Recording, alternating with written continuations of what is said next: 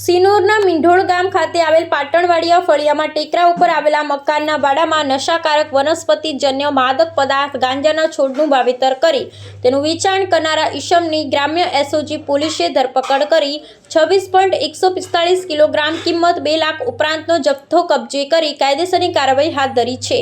વડોદરા જિલ્લાના સિનોર તાલુકાના મીંઢોળ ગામ ખાતે આવેલ પાટણવાડિયા ફળિયાના ટેકરા ઉપર રહેતા રમણભાઈ પાટણવાડિયા પોતાની માલિકીના વાડામાં નશાકારક વનસ્પતિજન્ય માદક પદાર્થ ગાંજાના છોડનું વાવેતર કરી ને ગાંજાનું સેવન તેમજ વેચાણ કરી રહ્યો છે।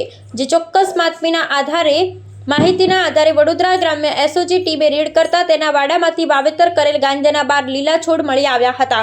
તેમજ રહેણાંક મકાનમાંથી ગાંજાના સુકાયેલા પાનનો ભૂક્કો અને બીજ મળી આવ્યા હતા। જેથી સ્પેશિયલ ઓપરેશન ગ્રુપની ટીમે મકાનમાંથી 2,61,450ની કિંમતનો ગાંજાનો જથ્થો 26.145 કિલોગ્રામ ગાંજાનો જથ્થો કબજે કરી તેના વિરોધ એનડીપીએસ એક્ટ હેઠળ સિનોર પોલીસ મથકે ગુનો દાખલ કરાવી આગળની કાર્યવાહી હાથ ધરી છે।